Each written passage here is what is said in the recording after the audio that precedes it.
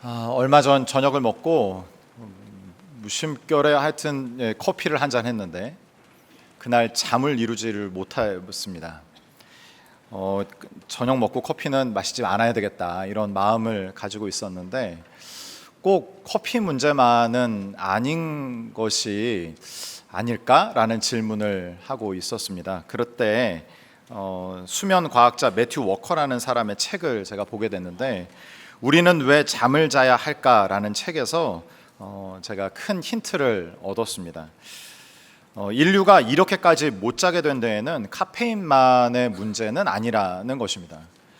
24시간 꺼지지 않는 전깃불, 잠들기 직전까지 들여다보는 스마트 기기의 그 푸른빛, 그리고 밤낮 없이 돌아가야 하는 노동 문화, 이 모든 것들이 우리의 몸과 마음과 영혼까지 켜놓고 있는 상황, 끊임없이 이 시대의 문화는 우리를 활성화시켜 놓고 있다. 이런 연구 결과들이 내가 이렇게 잠을 이루지 못하는 것, 일어날 수밖에 없는 것, 깨어있을 수밖에 없는 그 이유가 있구나라는 생각을 하게 됐습니다. 여름에 제가 이 광경을 찜질방에서도 보게 되는데 가족들과 찜질방을 갔었습니다. 근데 그 찜질방에는 인기가 많은 찜질기가 있거든요. 그 조그만한 돌을 가득 채워놓고 이제 뜨뜻하게 이제 해놓은 찜질기입니다.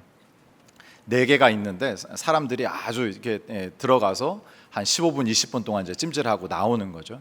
인기가 많기 때문에 줄을 길게 서 있습니다. 저도 서서 사람들이 어떻게 하나 이제 관찰을 이제 하고 있었거든요. 근데 몸을 깊숙이 그 돌 사이사이로 다 넣어야 됩니다. 근데 그 4군데의 찜질기가 동일하게 왼손이 이렇게 나와 있는 겁니다. 그리고 나서 동일한 동작을 반복하더라고요. 이렇게 놓는. 그러니까 무의미한 쇼츠가 계속 이제 돌아가고 있는 그런 상황입니다. 찜질방에 왜 갔겠습니까? 쉬러 간 거 아닙니까? 근데 여전히 쉬지 못하는 그 모습을 보게 됩니다. 어떤 학자는 이 시대를 아예 24/7이라고 불렀습니다. 24시간 동안 한 주 7일 내내 켜져 있는 상태를 이야기하는 것입니다. 왜 우리는 이토록 꺼지지 못할까요? 왜 쉼이 바로 코앞에 있는데 쉴 수가 없는 것일까요? 놀랍게도 2000년 전에 정확히 이런 문제로 어려움을 겪었던 사람들이 있습니다. 히브리서를 받아든 첫 번째 독자들인데 그 사람들의 상황을 좀 살피고 오늘 본문을 통해서 우리의 삶의 힌트를 얻어서 하나님이 원하시고 기뻐하시는 쉼을 얻는 우리 모두가 되기를 바랍니다. 다음과 같은 흐름으로 본문을 보려고 하는데요. 첫 번째는 당신이 쉬지 못하는 진짜 이유, 우리가 쉴 수 없는 이유에 대해서 살피고, 두 번째는 이미 다 이루신 안식이 있다는 성경의 메시지를 보고요. 마지막은 그러니 오늘 그 안식으로 들어가라 라는 하나님의 초청의 메시지까지 살피도록 하겠습니다. 첫 번째는 당신이 쉬지 못하는 진짜 이유에 대해서입니다. 히브리서 저자가 과거의 이야기를 꺼내오는데 그 과거의 이야기는 뭐냐면 광야에서 이 백성들이 가나안 땅으로 들어가지 못한 그 사건에 대해서 이야기합니다. 이 이스라엘 사람들은 어떤 사람들입니까? 하나님의 일하심, 역사하심, 놀라운 기적들을 본 사람들입니다. 하늘로부터 내리는 음식을 먹었던 사람들입니다. 그런데 이 사람들이 결과적으로는 가나안 땅에 들어갈 수 없었다는 거죠. 가나안 땅에 들어갈 수 없었던 이유를 19절에서 밝히는데 이렇게 기록하고 있습니다. 같이 한번 읽을까요? 그들이 믿지 아니함으로 능히 들어가지 못한 것이라. 그들이 들어가지 못한 이유는 능력이 없어서, 실력이 없어서, 정보가 부족해서가 아닙니다. 믿음이 없었기 때문이다 라고 히브리 기자가 이야기하고 있습니다. 어떤 믿음입니까? 하나님께서 약속의 땅으로 인도해 주실 거야 라는 믿음. 약속의 땅에 들어가면 세상에서 얻을 수 없고 누릴 수 없었던 쉼과 충전의 시간을 가질 거야 라는 믿음 말입니다. 성경에서는 이런 표현도 하는데 히브리서 3장 15절에 이런 표현이 있습니다. 마음을 완고하게 하지 말라. 우리의 마음은 쉽게 완고해집니다. 딱딱해진다는 얘기입니다. 그런데 단순간에 딱딱해지는 게 아니라 어떤 시간들이 쌓이고 쌓여서 그 결과로 우리의 마음이 굳어버린다라고 성경은 이야기하고 있습니다. 우리의 마음도 그렇지 않습니까? 자꾸 무언가를 미루죠. 다음에, 나중에, 이것만 끝나면, 아직은 아니야. 그러니까 이 작은 미룸들이 켜켜이 쌓이면 우리의 마음도 굳어져 버린다라는 이야기입니다. 성도님들께 이런 말씀 많이 듣습니다. 이 프로젝트만 끝나면 제대로 쉬겠습니다. 이번 승진만 하면, 아이가 조금 더 크면 그때 진짜 쉬고 그때 하나님도 제대로 찾을 겁니다. 근데 문제는 우리의 인생에 그때가 잘 나타나지 않는다는 데 있습니다. 이번 여름 휴가에도 이 장면이 반복될 수 있습니다. 아이는 아빠랑 놀자고 공을 가지고 왔는데 잠깐만 하는 거죠. 잠깐만 이 메일 하나 보내고, 잠깐만 이거 하나 찾아보고. 그 잠깐만이 그 휴가 기간에만 지속되지 않습니다. 휴가가 끝나고 일상으로 돌아왔을 때 그 잠깐만이 계속 쌓이거든요. 그 잠깐만이 계속 쌓이다 보면 우리의 마음이 굳어질 수 있다는 얘기입니다. 도대체 왜 우리는 이렇게 마음을 멈추지 못할까요? 독일에서 활동하는 한국인 철학자 한병철 씨가 피로사회라는 책으로 우리에게 큰 힌트를 주지 않았습니까? 예전에는 나의 삶을 감시하는 그 감시자가 바깥에 있었다는 거죠. 근데 지금은 내가 그 감시자가 돼서 나를 착취하고 있다는 것이 이 책의 결론입니다. 예전에 자율학습 시간 한번 떠올려 보십시오. 나를 감시하는 사람이 내 안에 있었습니까? 바깥에 있었지 않습니까? 선생님 몰래 이어폰 끼고 음악 듣기도 하고, 책 앞쪽에 만화책 펴서 그 시간을 또 보내기도 하고, 눈치를 보면서 그 일을 했단 말이죠. 근데 이 현대는 감시자가 바깥에 있는 것이 아니라 안에 있다. 내 자신이 나를 감시하고 더 할 수 있어, 더 증명해야 돼, 더 할 수 있는 거 아니야? 라고 응원도 하고 채찍질도 하는 것이 현대인들의 삶이다. 이렇게 분석했습니다. 그러다가 삶의 리듬을 잃죠. 몸에 리듬이 있지 않습니까? 과로하고 과식하고 그 시간들을 보냅니다. 그럼 병에 걸립니다. 그것이 우리의 불행한 자화상이라 할 수 있겠습니다. 찰스 테일러라는 사람도 있습니다. 이 사람은 이 현대인들이 마치 굳건한 벽을 세워놓고 사는 사람들 같다, 이렇게 얘기하는 겁니다.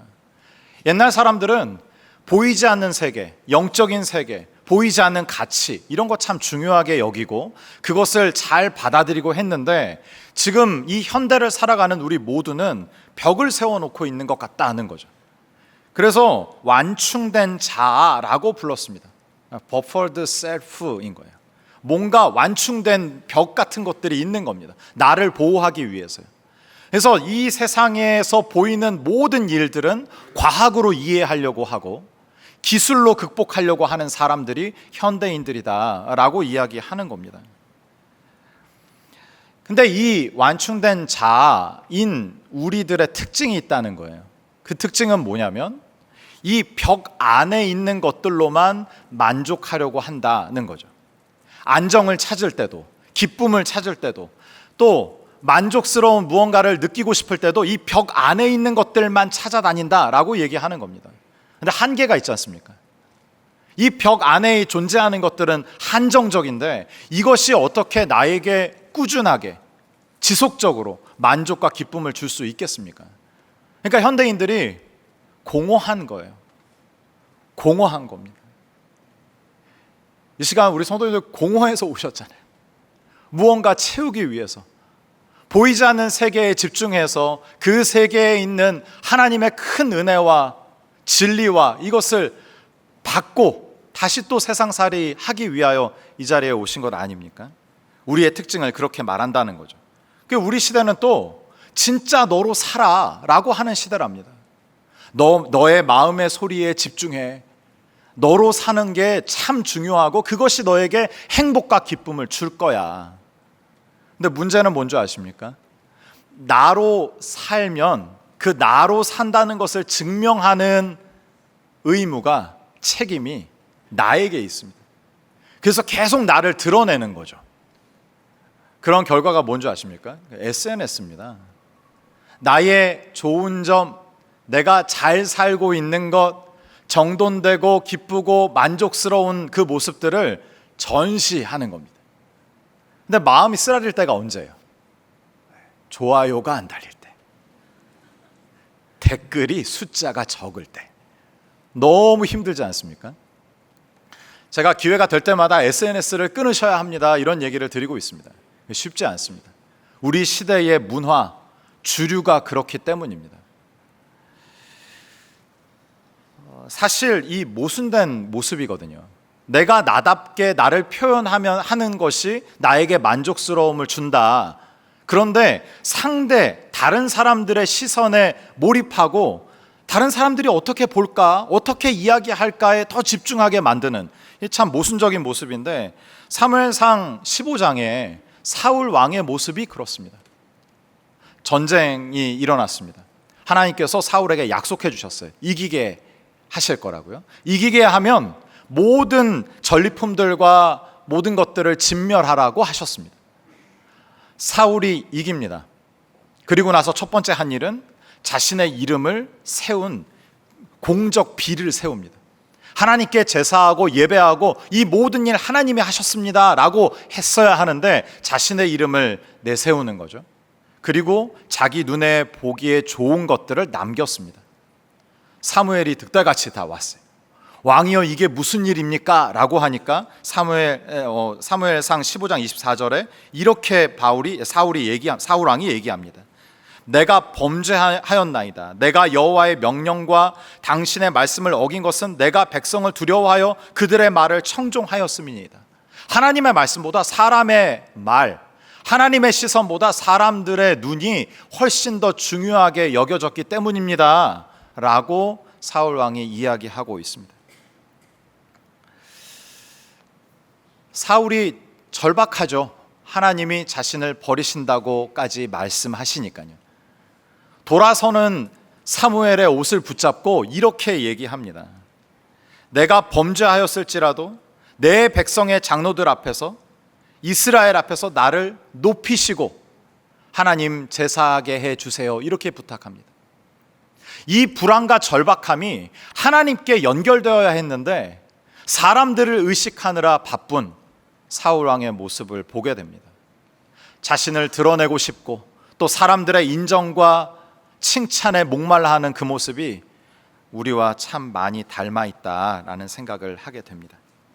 정리하면 이렇습니다. 세상은 우리를 24시간 켜놓기를 원합니다. 그러고 있습니다.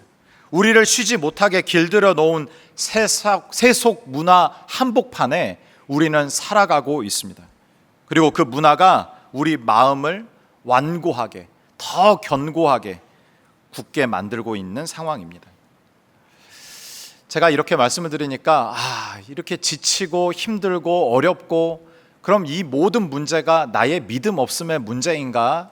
라고 자책하시는 분이 계실지 모르겠습니다. 근데 오늘 이 말씀은 하나님께서 우리에게 책망하시거나 자책하게 만드시는 메시지가 아닙니다.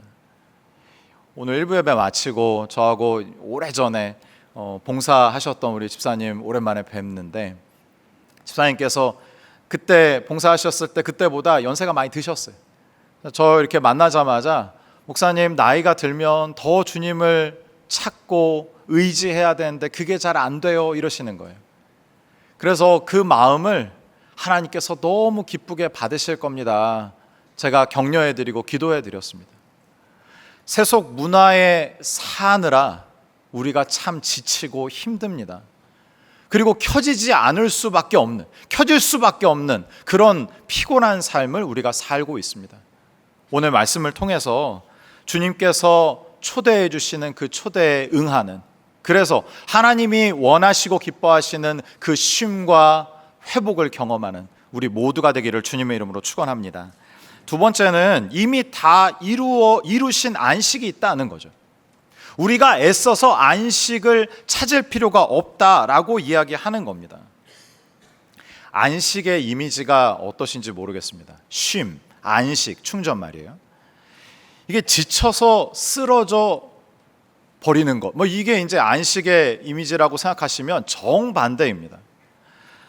구약학자 월터 브루그만이 안식일은 저항이다라는 책을 썼습니다. 이 책의 주제는 간단합니다. 이스라엘 백성들이 바로의 나라, 바로의 제국에 살았는데 바로의 제국의 특징이 있다는 거예요. 바로는 아주 불안한 인물이었다는 겁니다. 자기의 창고를 채우지 않으면 그 불안을 견딜 수 없는 사람이었다는 거죠. 그 불안이 누구에게 전이 됩니까? 그 나라에 사는 모든 사람들, 그 나라에 살았던 이스라엘 백성들에게까지 전이 되는 겁니다. 밤낮 없이 일하는 거죠. 그리고 그것을 쌓아놔야 마음의 평안을 얻는 것, 그것이 바로의 시대, 바로의 제국이었다라는 겁니다. 이스라엘 백성들을 구출해내시고 하나님이 십계명을 주셨습니다. 4계명 기억나십니까? 4계명 뭐예요? 안식일을 기억하여 거룩하게 구별되이 지켜라, 이 말씀 아닙니까? 노예로 바로의 제국에서 불안 가운데 살았던 이스라엘에게 안식일을 지키라고 명령하셨습니다. 그러니까 안식일은 저항이고 투쟁인 거죠.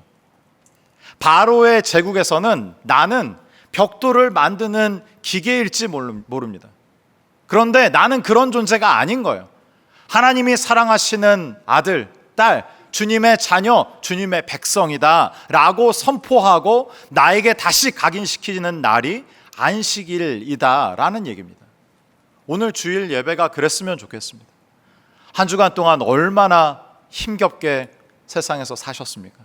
오늘 하루 이 시간만큼은 안식을 선포하는 겁니다. 나는 세상이 말하는 어떤 효율과 효과를 위해서 존재하는 그런 존재가 아니라 하나님의 자녀, 있는 그대로 인정받고 사랑받고 있는 하나님의 백성, 하나님의 자녀야 라는 선언이, 선포가 가득한 주일 되기를 간절히 바랍니다. 이렇게 얘기를 하다 보니까 우리가 꺼지지 못하는 이유가 있어요. 나를 증명하기 위해서라는 거죠. 근데 성경은 반복적으로 예수님께서 우리를 증명하셨다라고 이야기합니다. 예수님께서 십자가에서 못 박히실 때 마지막 하셨던 말씀 기억하십니까? 우리가 가상 7원이라고 부르는 그 7가지의 7문장 중에 맨 마지막, 다 이루었다 이잖아요. 헬라어로는 테텔레스타이인데 영어로 번역하면 it is finished입니다. 끝이다, 이로써 끝났다, 뭐 이런 의미일 거예요. 예수님의 마지막 대사를 보면서 예수님의 사명이 참 무거우셨었구나 라는 것을 느끼게 됩니다. 무거운 짐을 짊어지고 있다가 끝난 거예요. 모든 미션 다 끝난 겁니다. 그래서 끝이다 이러신 거예요. 그리고 동시에 이제 우리 보고 쉬어도 된다라고 말씀하시는 대사인 겁니다. 우리 교회 경조부가 있습니다. 경조부 섬기시는 우리 간사님께서 장례가 진행되는 그 와중에 이렇게 그 장례를 표현하시곤 하십니다. 둘째 날이 되면 우리 어떤 권사님, 우리 집사님 천국 생활 하신 지 이틀째입니다, 뭐 이렇게 표현하시고요. 마지막 날 3일째 되면은 주님 품에 안기신 지 3일째 되는 날입니다, 이렇게 표현하십니다. 그게 제게 큰 인사이트를 줍니다. 죽음이라는 것을 다르게 받아들이도록, 짧은 한 문장이지만 죽음이 끝이 아니구나, 쉼이구나.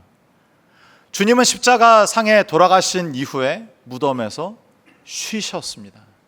어떤 메시지입니까? 우리 보고 쉴 수 있다, 쉬어라 라고 말씀하시는 겁니다.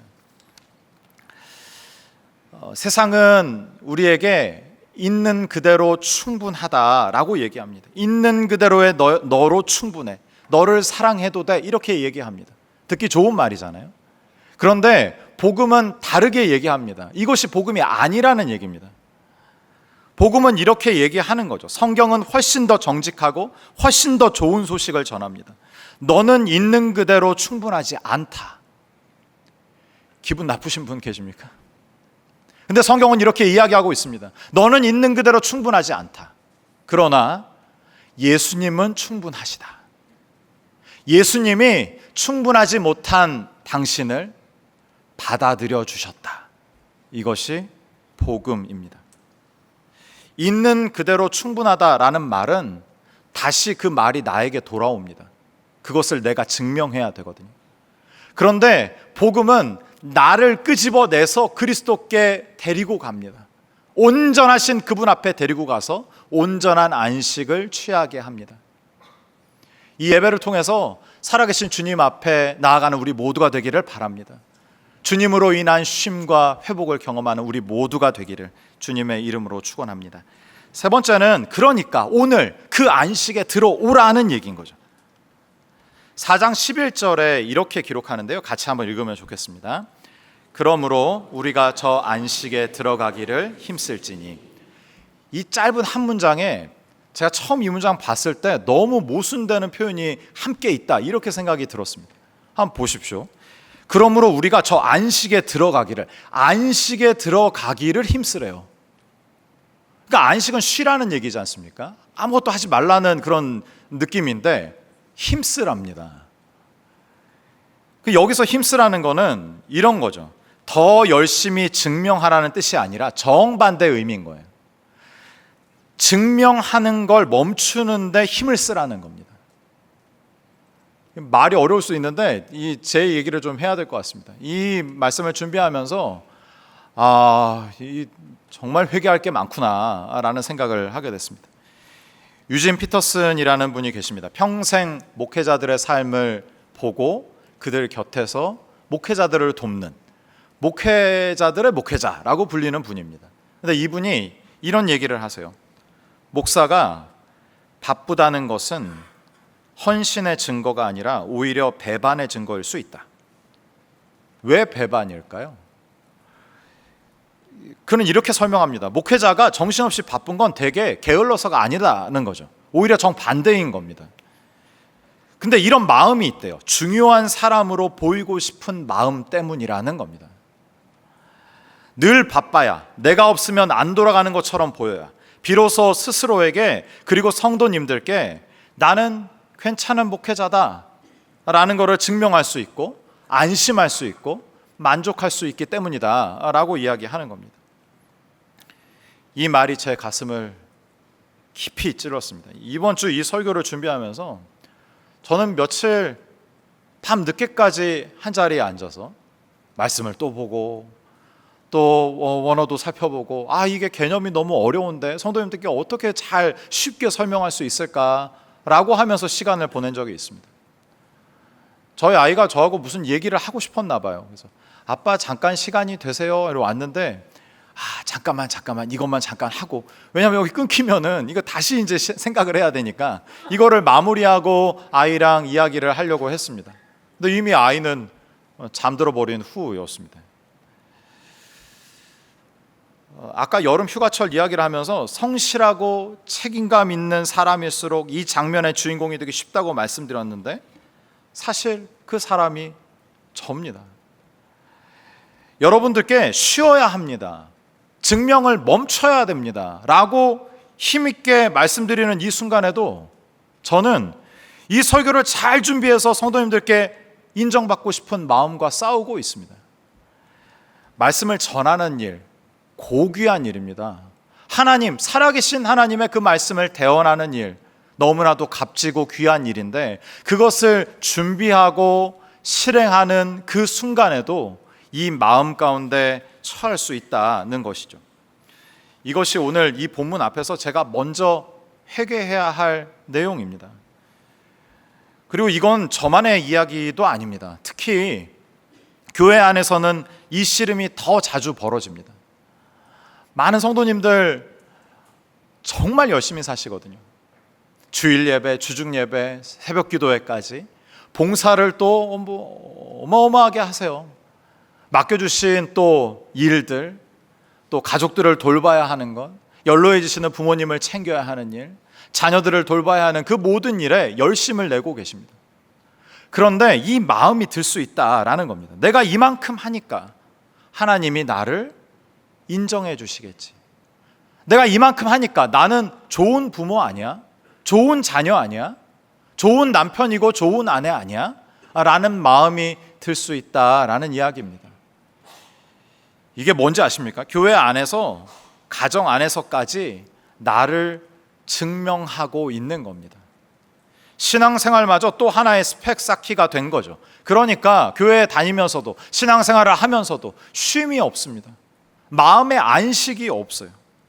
예수님을 믿는데도 여전히 무언가를 증명하느라 헐떡거리는 삶을 살 수 있다라는 얘기입니다. 바로 이런 분들께 오늘 본문이 이야기하고 있습니다. 힘쓰라. 어떤 것에 힘써요? 증명을 멈추는데 힘쓰라고. 본문 3장 13절에 이렇게 얘기합니다. 날마다 피차 권면하래요. 이 일을, 이 이야기를. 공동체에 있다 보면 나를 드러내고 싶은 분들을 자주 만나곤 합니다. 칭찬을 받고 싶으신 거죠. 알아주기를 바라시는 겁니다. 그것을 해야 할 용의도 마음도 우리 모두에게 있습니다.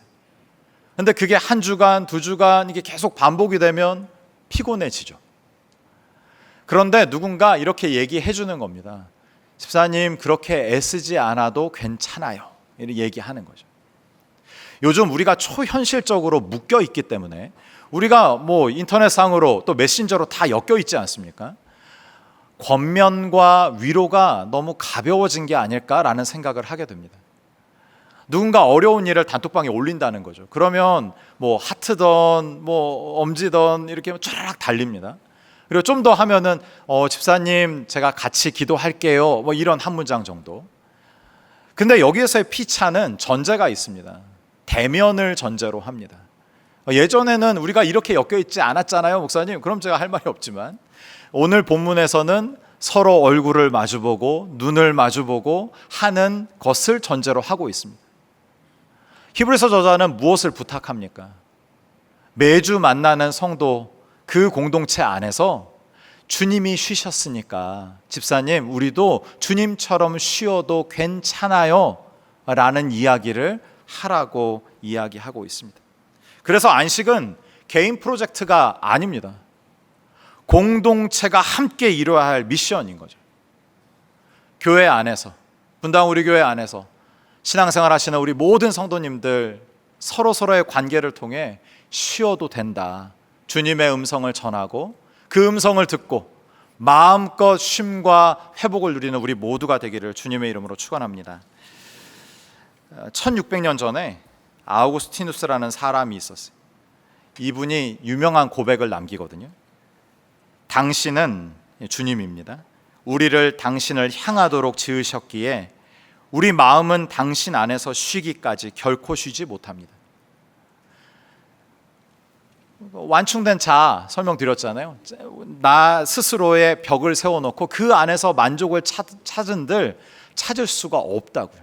지속할 수가 없다는 얘기입니다. 왜요? 우리는 하나님을 향하도록 만들어졌기 때문입니다. 하나님만으로 채워야 만족할 수 있는 존재다라고 어거스틴이 고백하고 있는 것입니다. 소통 전문가 박재현 씨가 쓴 조용한 회복이라는 책의 한 에피소드를 소개해드리고 함께 찬양하고 기도하고 하면 좋겠습니다. 이분이 소통 전문가, 대화 훈련을 하는 일을 20년 동안 하셨다고 하더라고요. 대화의 기술만 조금이라도 바꾸면 진심이 잘 전해지고 또 우리가 서로 잘 살 수 있다, 이런 생각을 가지고 이 일을 하시는 분입니다. 근데 20년 동안 강의하면서 정말 힘든 그 수강생들을 만난 적이 있는데 그 얘기를 하시는 거죠. 학교 밖 청소년이더랍니다. 고등학생 정도 된 친구들과 8주 동안 대화 훈련을 하신 거예요. 근데 이분이 8주 동안 이전에도 들을 수 없었고 앞으로도 듣지 못할 욕을 다 들으셨대요. 그 얼마나 힘드셨겠어요. 대화를 좀 잘해서 우리가 좀 마음을 잘 전하고 뭐 이거를 훈련하자고 8주 모였는데 막 욕이 난무하니까 너무 힘드셨겠죠. 근데 이분이 조금 더 다가가려고 그러셨는지 아니면 자신의 고민을 진짜 나누고 싶은 마음에서 그러셨는지 아이들에게 자신의 고민을 털어놨다고 합니다. 선생님한테 4학년 남자 아들이 있는데 이 친구가 내가 손을 잡으려고 하면 뿌리치고 도망가. 밖에 나가면 더해. 선생님이 손을 잡으면 창피하다고 뿌리치고 도망가 버려. 그게 내 큰 고민이야. 이런 얘기를 하셨다는 거죠. 훈련 내내 피드백을 들을 수가 없었답니다. 욕이 난무하는데 무슨 피드백이겠습니까? 근데 마지막 날, 8주차 마지막 날 어떤 남학생이 이렇게 손을 들고 이렇게 있더래요. 그래서 얘기를 해보라고 그랬더니 선생님 얘기하신 그 고민에 제가 조언을 해도 될까요? 그러더래요. 그래서 선생님이, 이 강사분이 들어볼게 그러신 거예요. 그랬더니 이 친구가 이렇게 얘기하는 겁니다. 아들이 선생님 손을 잡고 빼도 잡는 노력을 포기하지 마세요. 선생님이 그 아들의 손을 끝없이 잡으면 그 아이도 어른이 되어서 누가 보더라도 손을 빼지 않고 선생님 손을 잡을 거예요. 박지원 씨가 이 얘기 듣고 엄청 그 자리에서 펑펑 울었답니다. 이 이야기를 들으면서 저희 집에 있는 4학년 아들이 생각나기도 하고, 또 이 4학년짜리 엄마 손 창피하고 귀찮고 번거롭다고 뿌리치고 도망가는 그 모습이 저 같기도 하고, 또 내가 이 손을 잡고 싶은데 계속 고민하고 애쓰는 그 강사분의 모습이 주님처럼 여겨져서 마음이 먹먹해지기도 했습니다. 동시에 예상치 못한 그 한마디의 조언, 그 말이 치유와 회복을 일으킬 수 있구나 라는 생각을 하게 됐습니다. 오늘 예배가 그러기를 바랍니다. 내 마음 밖에서, 내가 세워놓은 견고한 벽 바깥에서 주님께서 열심히 외치고 계십니다. 괜찮아, 쉬어도 돼. 세상의 메시지에 현혹되지 마. 너는 내가 사랑하는 아들이고 딸이야. 나의 백성이야. 라는 음성을 깊이 경험하고 듣는 이 예배가 되기를 간절히 바랍니다. 지금까지 나눠왔던 또 한마디의 어떤 표현이 있다면 그 문장이 우리 성도님들 마음과 심령에 박혀서 치유와 회복을 일으킬 수 있는 복된 예배가 되기를 주님의 이름으로 축원합니다. 이 시간 찬양하고 기도할 때 우리 이렇게 찬양하면 좋겠습니다. 주는 평화, 막힌 담을 모두 허셨네. 주는 평화, 우리의 평화. 함께 찬양하며 주님께 나아가십시다. 주는 평화, 막힌 담을 모두 허셨네. 주는 평화, 주는 평화, 우리의 평화, 우리의 평화. 주는 평화, 주는 평화, 막힌 담을 모두 허셨네. 주는 평화, 주는 평화, 우리의 평화, 우리의 평화. 염려다 맡기라, 염려다 맡기라. 주가 돌보시니. 주는 평화, 주는 평화, 우리의 평화. 우리 전심으로 염려다 맡기라, 염려다 맡기라. 주가 돌보시니. 주는 평화, 우리의 평화. 이 시간 말씀 생각하며 함께 기도하면 좋겠습니다. 주님 스스로 닫아 걸었던 마음의 벽을, 마음의 문을 엽니다. 완고했던 마음을 부드럽게 하여 주시옵소서. 예수님이 십자가에서 다 이루셨으니 더 이상 증명하려 하지 않게 하시고 완전히 지불된 그 은혜를 온전히 믿게 하여 주시옵소서. 이번 한 주 스마트폰이 아니라 주님의 말씀을 붙잡게 하시고 서로 얼굴을 마주하며 주 안에서 함께 쉬는 공동체가 되게 하여 주시옵소서. 간절한 마음으로 주님 한번 크게 부르짖고 함께 기도하겠습니다. 주여, 아버지 하나님, 스스로 닫아 걸었던 마음의 문을 엽니다. 완고했던 마음을 주님 부드럽게 하여 주시옵소서.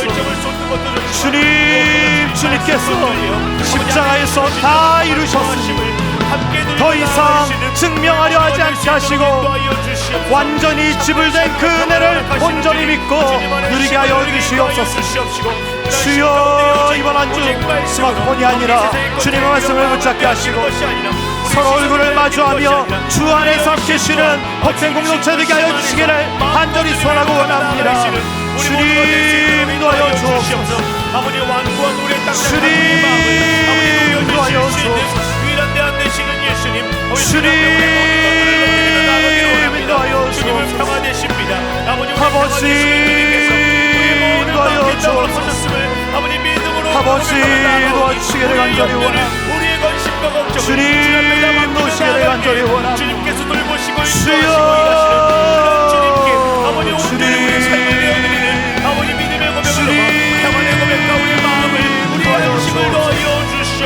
주님을 붙들게 하여 주시옵소서. 주여, 인도하여 주옵소서. 주님, 인도하여 주옵소서. 우리 다 같이 일어나셔서 우리 전심으로 우리의 염려를 주님께 맡기며 나아가십시다. 염려다 맡기라. 염려다 맡기라. 주가 돌보시리. 주님 평화, 우리의 평화, 우리의 평화. 염려다 맡기라.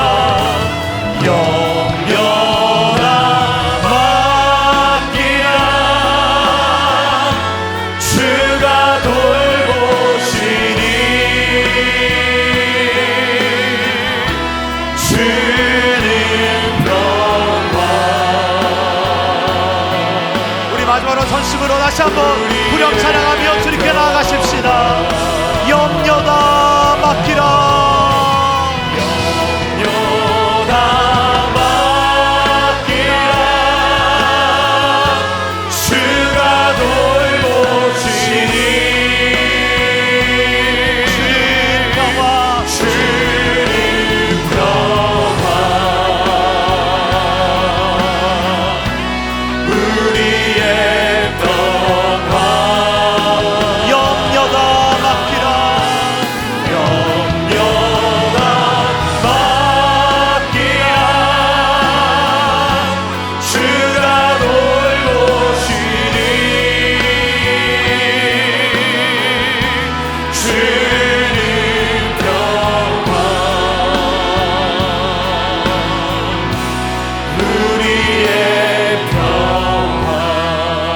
살아계신 하나님, 예배할 수 있어서 감사합니다.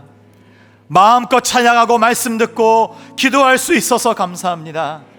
늘 주의 말씀과 동행하는 내가 되게 하여 주시고 분당 우리 교회 공동체 안에서 주님으로 인한 쉼을 누리는 우리 모두 되게 하여 주시옵소서.